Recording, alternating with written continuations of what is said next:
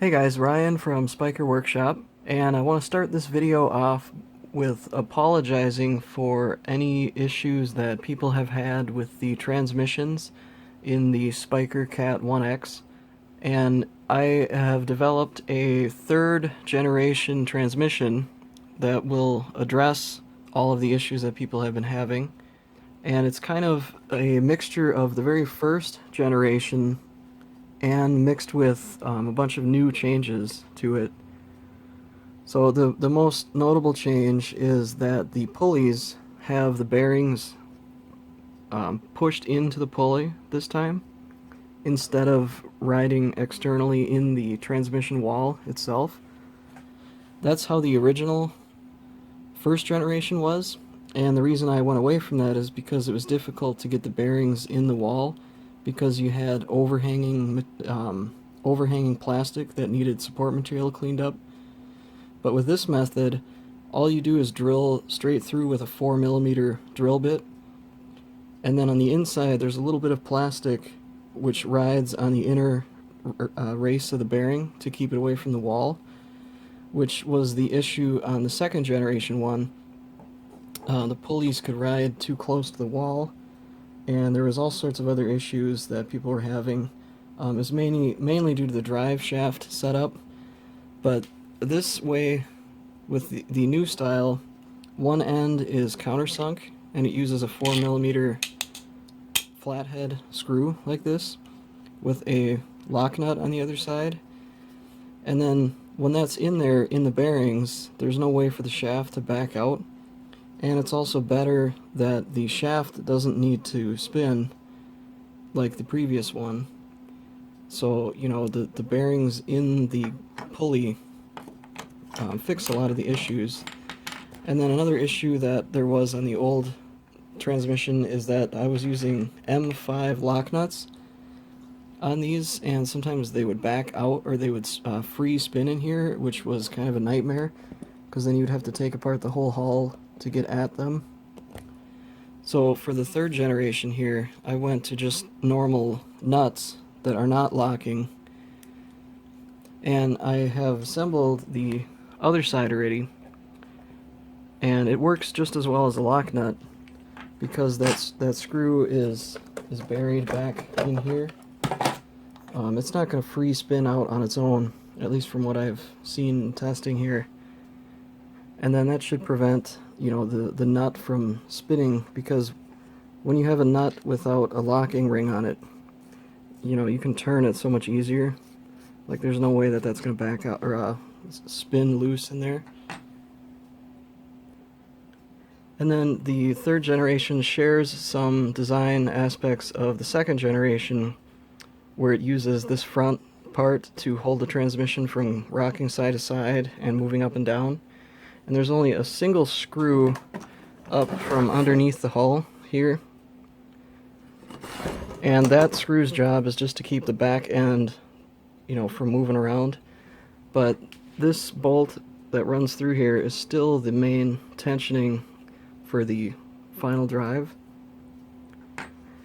And then also, this transmission does not have an adjustable second drive, so the middle pulley is just dependent on the, you know, the printed part, but I have it really fine-tuned to be a really nice tension. And since it's only a drill going through here, it should be the exact same results if you're printing your own, because you're not depending on something holding a bearing in place. It's, you know, just the shaft. It's just a lot simpler. And I also want to offer anyone who's had any issues to email me or contact me through my website and let me know. I'll be sending out full replacement transmissions, but, you know, depending on how severe your issues were, if you don't need new belts, then, you know, please let me know, because the belts are pretty expensive.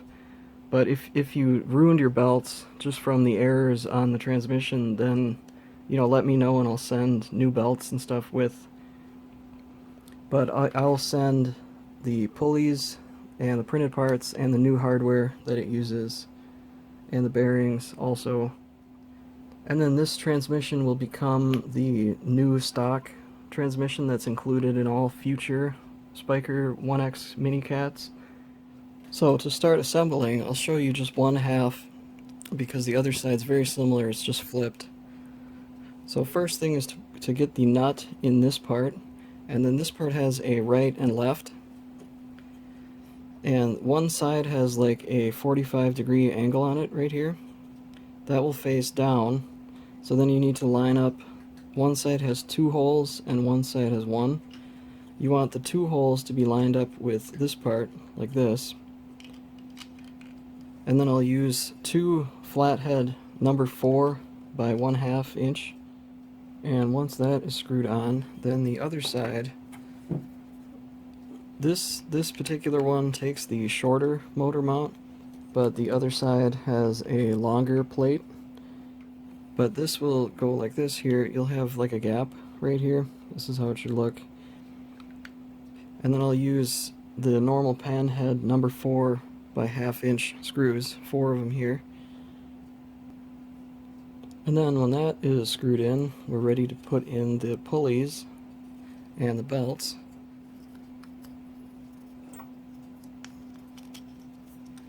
So I'll start by putting on the belt like this.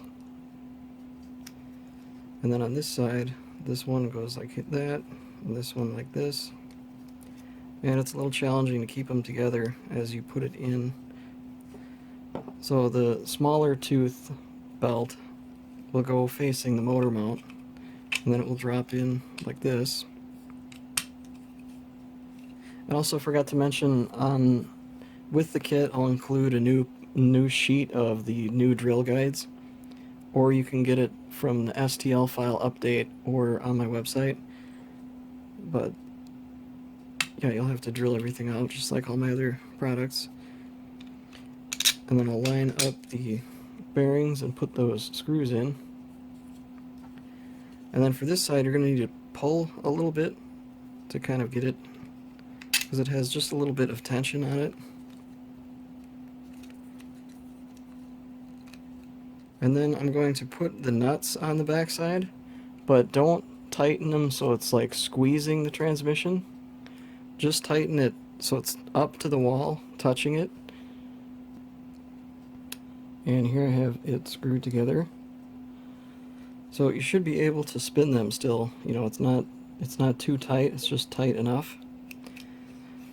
And then the belt should be moving freely, but it's kind of hard to tell until we get the other ends attached. So next, I'm going to put the motor on. It's very similar to the others where you use the metric M3 by 10 millimeter socket heads. And then I'll put the pulley on also and adjust the tension. And here I have the motor mounted and I adjusted the tension. And if you're replacing the old transmission, the pinion might not sit in the exact same spot. And loosening these set screws, I always have a hard time with because they use such a small set screw. It helps if you use like a heat gun or even like just some kind of heat source, even a lighter, to heat up the set screw. Like if you use thread locker, it will heat up the thread locker to make it easier to turn out. I would not try turning this screw unless you heat it up, otherwise you will strip it out. And you know, let me know if that happens to you. Hopefully not, but heat will normally help. If you did not put any thread locker at all, then you can probably just loosen it. But the main issue is the thread locker makes it really difficult to loosen. But you know, check if you even need to do that, because it just depends on your motor setup and stuff, if it's in the right or the same spot.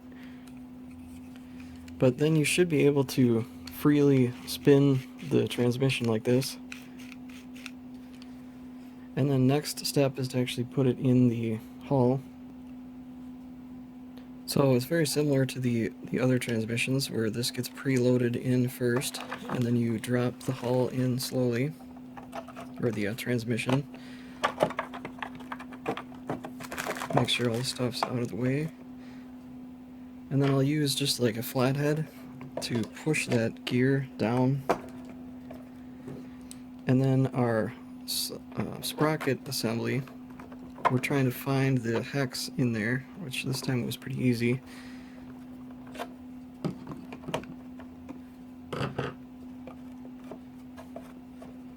And then I'll take this long screw and feed it in. This is the tension adjustment screw, which will get fed into that block, and then I'll spin it into that nut until it's fairly. It's kind of hard to explain it over the camera, but you'll just have to kind of feel for it. But this bolt is adjusting. Oops, I just pulled that out. Let me try that again.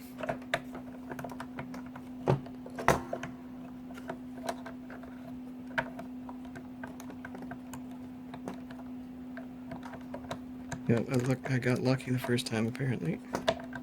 But yeah, this is a tricky part. There we go. You're trying to line up the hex of that pulley with the shaft.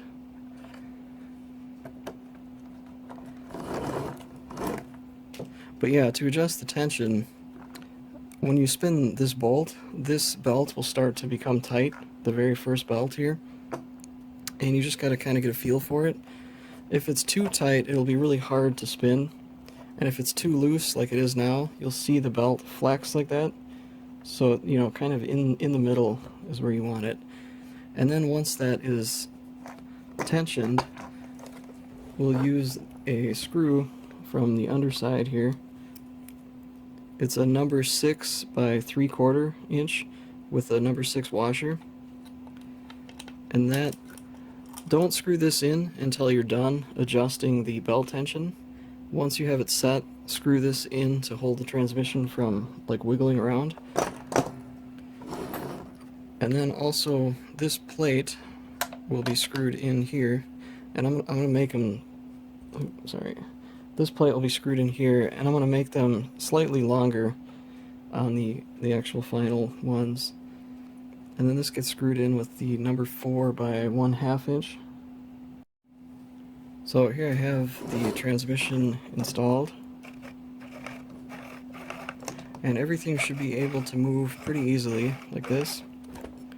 If it doesn't, you know, you can adjust the tension on the final pulley or your motor tension, but you should have adjusted that before you put it in the hull. You still can adjust it when it's in the hull if you use a needle nose pliers. You can loosen this top screw to twist the motor to adjust it a little bit, and then use this to tighten it. Actually, I guess a Allen wrench might fit, but it's pretty close. Maybe one of those short profile Allen heads. But once you have everything feeling good, then you can put in the screw. There is a number, or it's a 632 by 3/8 socket head screw.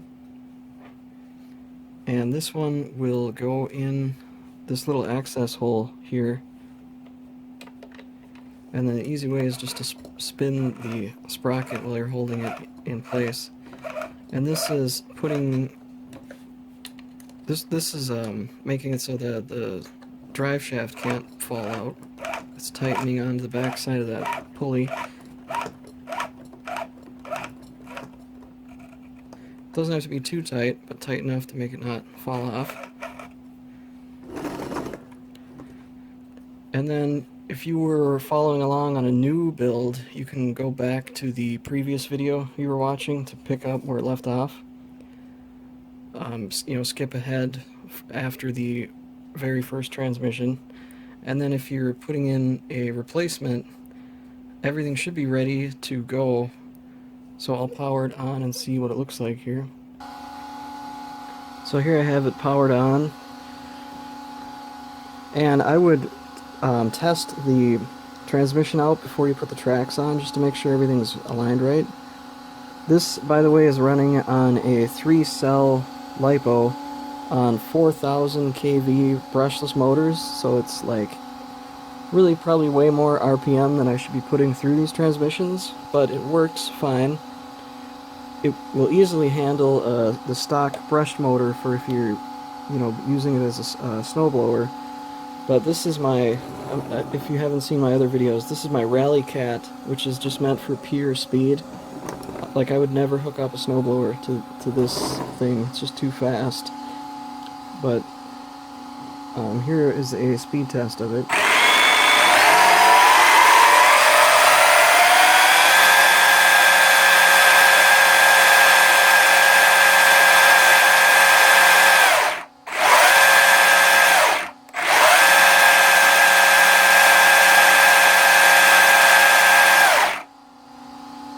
So you can see the belts hold up fine. They do get pretty warm just because of how much RPM these motors have, but they won't get warm if you're just using the stock brushed motors. But you can see it handles this, so hopefully this whole new transmission is a lot better and easier for people to handle. And like I said, send me an email if you need me to replace the stuff for you. I'll ship out any kits for people who are having issues, with any of the other transmissions. And I'm also not going to be selling the aluminum transmission sets anymore, because those had like the same problems that I went over at the beginning of the video. For now, this is the only transmission I'll be offering.